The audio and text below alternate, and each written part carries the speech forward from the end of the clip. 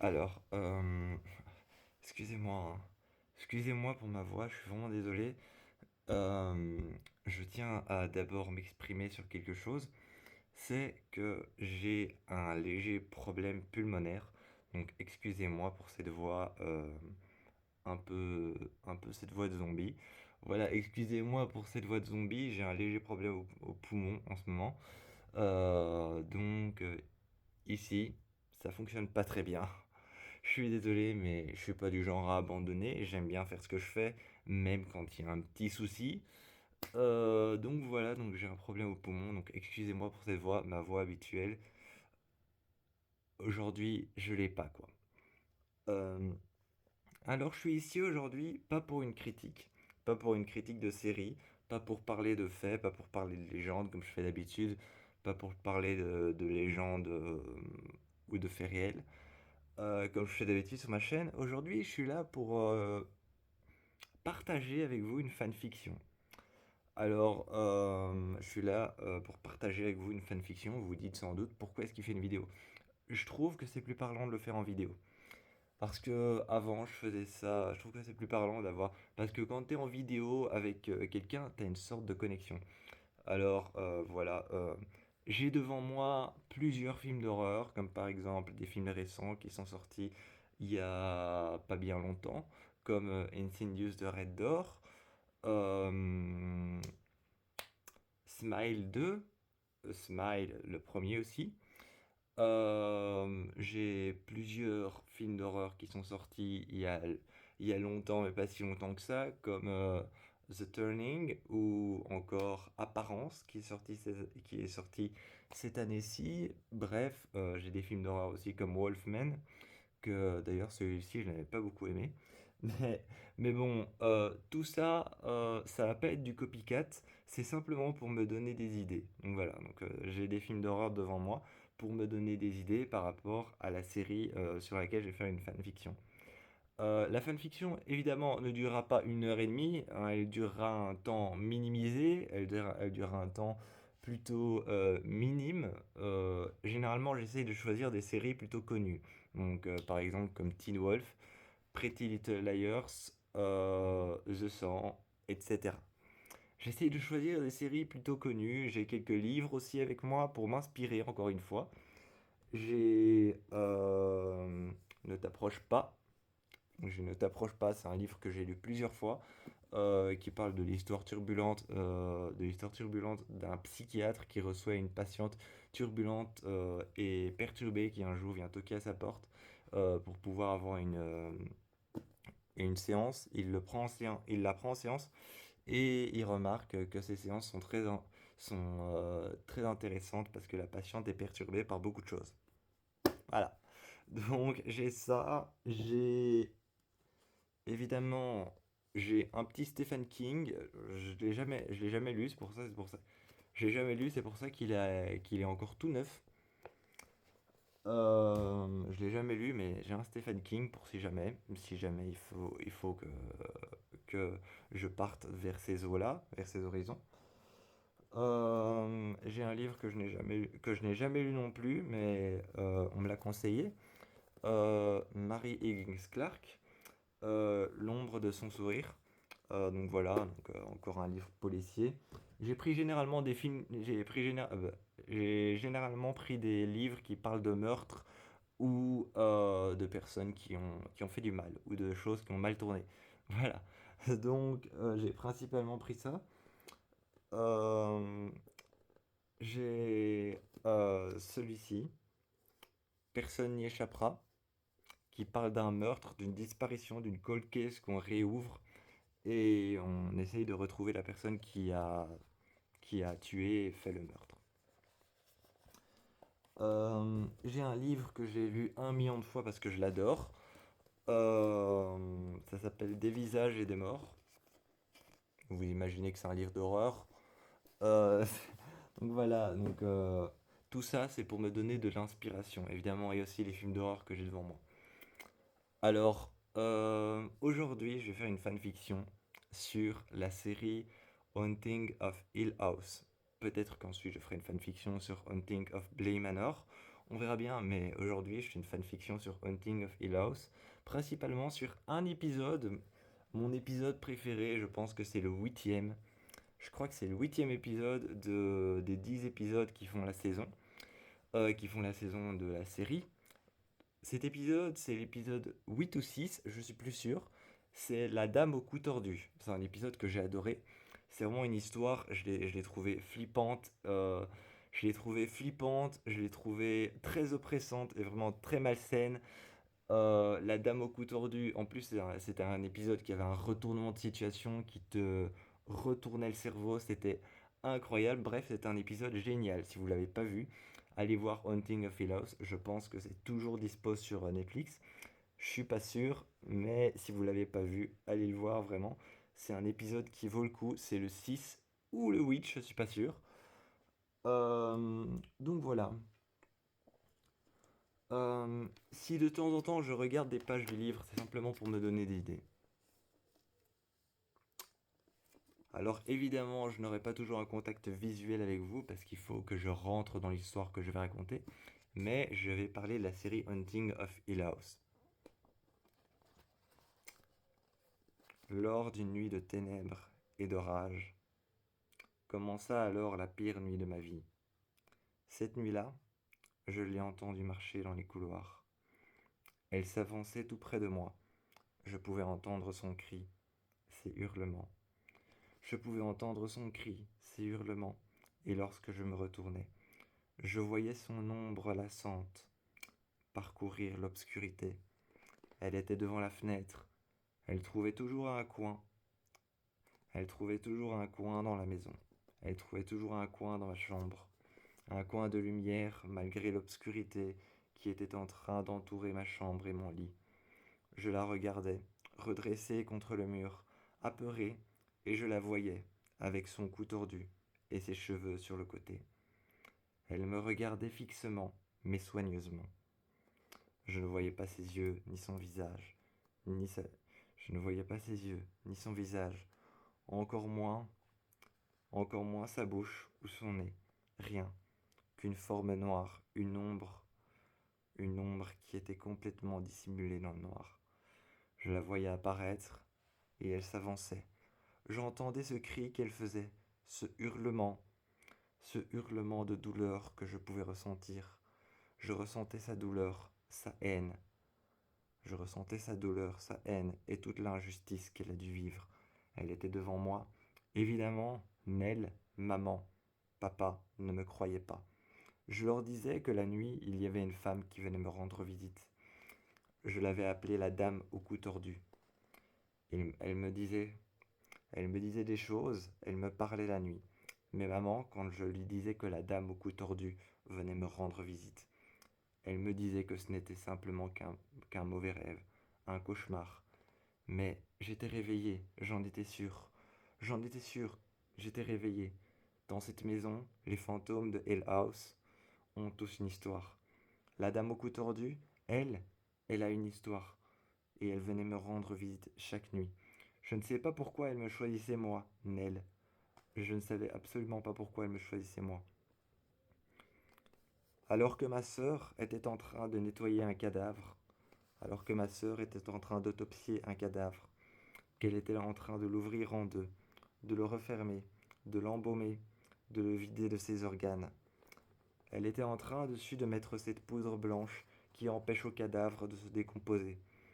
Elle le maquillait soigneusement avec du rouge à lèvres, un petit peu fin pour la maquiller très naturellement. Ensuite, elle déposait le cadavre. Elle déposait le cadavre à l'intérieur du cercueil. Le cercueil devait être ouvert, exposé au public. Surtout le cadavre. Le cadavre devait être maquillé de manière naturelle, de manière assez simple. Il devait être habillé avec une robe blanche, allongé, la tête sur un coussin. Lorsque nous sommes arrivés aux funérailles, nous étions tous habillés en noir. Ma sœur était habillée en noir, elle portait des gants qui remontaient jusqu'à ses avant-bras. Je l'ai regardé avec sa robe noire.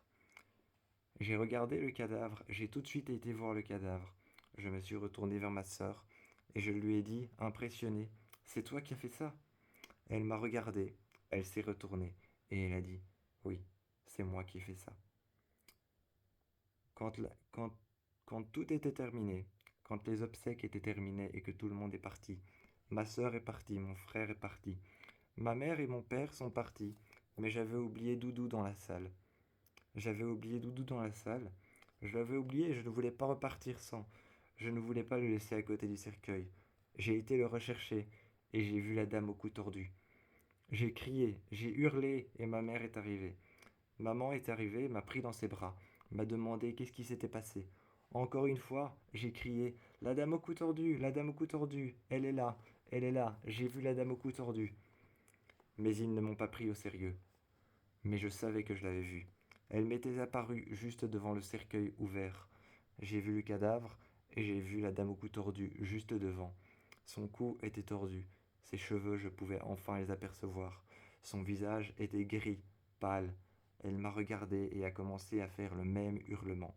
C'est à ce moment-là que je me suis mis à crier. Paralysé de peur, je me suis mis accroupi, par terre, au même endroit où se trouvait la dame au cou tordu. Quand maman est arrivée et quand papa est arrivé, ils m'ont demandé ce que j'avais vu.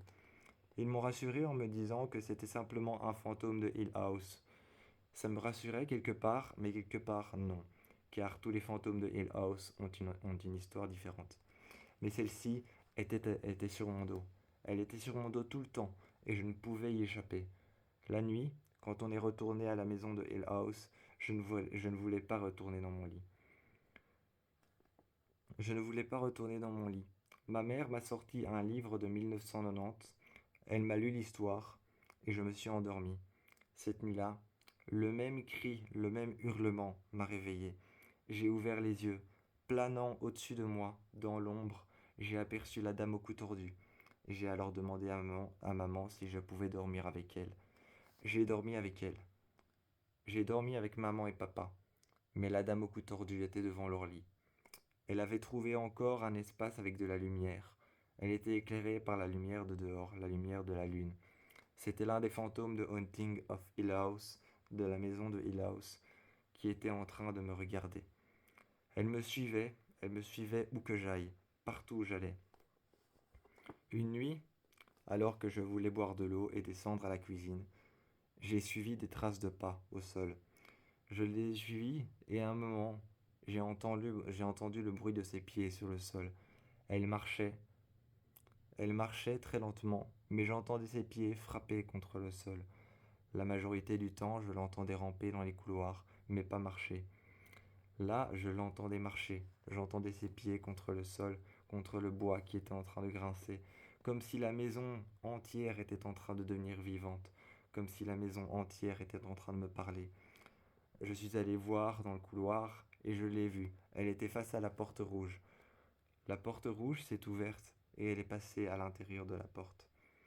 Elle est passée par la porte, elle est passée à cet endroit que je ne pouvais ouvrir ensuite. Cette porte rouge, on se demandait toujours ce qu'il y avait derrière. Papa et moi, maman et moi, on se demandait toujours ce qu'il y avait derrière. Ma sœur et mon frère et moi, quand on jouait dans la cabane, on parlait de cette porte rouge. Mais on ne savait pas ce qu'elle cachait. Qu'est-ce qu'elle dissimulait, on ne le savait pas. Ce soir-là, la dame au cou tordu y est rentrée. Elle l'a laissée entr'ouverte, mais le temps que j'avance dans le couloir et que j'arrive devant la porte, elle était fermée. Je ne savais pas pourquoi elle me suivait, pourquoi elle s'acharnait à me suivre. Un matin, alors que je jouais avec maman, que j'avais été voir ses travaux d'architecte, elle est venue dans le jardin avec moi. J'y ai trouvé un petit rat mort que j'ai ramassé. J'ai essayé de le sauver, mais il était trop tard. Il est décédé dans mes mains. C'était un petit rat. Je l'ai ramassé et ensuite, quand j'ai fait ça, je l'ai enterré. Je me suis retourné vers la maison de Hill House et à la fenêtre de ma chambre, j'ai pu apercevoir l'ombre de la dame au cou tordu. Elle avait trouvé un espace très lumineux pour que je puisse voir son visage, ses yeux blancs qui étaient un peu grisâtres, sa peau pâle, ses cheveux ses cheveux qui tombaient sur le côté, son cou tordu.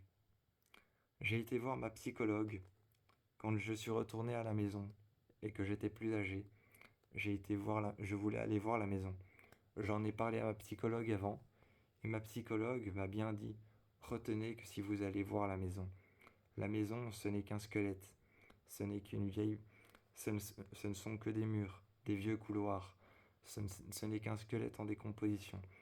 Dans la voiture, j'étais en train de conduire, et je me disais, en retournant vers Hill House, je me disais, les mains sur le volant, que ce n'était qu'un vieux squelette, que ce n'était que des couloirs en décomposition, que ce n'était qu'une simple maison, une simple maison délabrée, une simple structure qui était en train de se décomposer, que le temps faisait son œuvre. Quand je suis retourné à la maison, j'ai essayé de mettre le feu, mais ça n'a pas fonctionné. Je suis alors monté, comme hypnotisé par un cri. Je n'ai pas revu la dame au cou tordu, mais plusieurs fantômes de Hill House qui me suivaient. Il y avait un homme qui était habillé comme dans les années 1990. Cet homme portait un chapeau, un monocle et une petite chaîne qu'il portait à son costard noir. Il me regardait avec des yeux brillants et je suis arrivé. Je suis arrivé et j'ai vu ma mère en robe rouge. Elle est arrivée derrière moi. Sa robe s'est changée en une robe. Sa robe s'est changée en un fragment de seconde, traversant les couloirs. Traversant les couloirs, je l'ai suivie, en criant Maman, attends. Lorsque je suis arrivé dans un autre couloir, en face de la porte rouge, sa robe était blanche. Elle s'est avancée vers moi. Elle m'a pris dans ses bras et elle m'a dit Mets ce collier. J'ai mis ce collier et j'ai commencé à retourner à l'endroit où j'étais. J'ai vu juste devant la porte de Hill House, de la maison de Hill House, j'ai vu la dame au cou tordu. Elle m'a regardé avec son cou encore plus tordu, encore plus plié sur le côté. Elle m'a regardé. J'avais mis le collier, mais le temps que je le mette, j'étais déjà suspendu dans les airs. Les pieds, les pieds dans le vide, suspendus dans les airs. À ce moment-là, j'étais morte, mais pas tout à fait. Je respirais encore, je sentais encore la douleur de mon cou qui était cassé, je sentais encore la douleur de mes vertèbres qui étaient remontées. Et j'ai vu rentrer à l'intérieur de la maison ma mère, mon père, mon frère, mes sœurs. Ils s'installaient tous, ils s'installaient tous, les voitures étaient dehors, et j'entendais mon père dire à ma mère Je vais chercher les bagages, je reviens. J'avais envie de répondre, j'avais envie de réagir et de dire Non, partez, ici il y a les fantômes de Hill House. Mais ils ne m'écoutaient pas, ils ne voyaient rien. J'ai entendu maman faire sa drôle de remarque On fera attention à eux, parce que j'ai pas envie de retrouver 3 cordes de pendu accrochées à l'escalier. C'était le cas.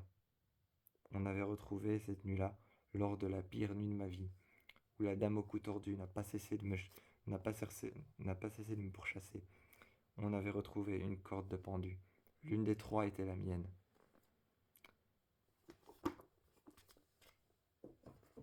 Voilà. Moi, j'ai eu beaucoup de plaisir à trouver les idées, j'ai eu beaucoup de plaisir à faire ça, donc j'espère qu'elle vous aura plu aussi. C'est une courte histoire sur la dame au cou tordu. Un épisode que j'ai adoré. Je vous fais plein de bisous et par la même occasion, par la même occasion, je vous encourage à aller voir La Dame au cou tordu. C'est le 8e épisode et à vous dire ce que vous avez pensé de ma courte histoire, de ma courte fanfiction sur Haunting of Hill House. Si vous avez vu la série ou alors même ce que vous en pensez, même si vous n'avez pas vu la série. Laissez-moi votre avis en commentaire.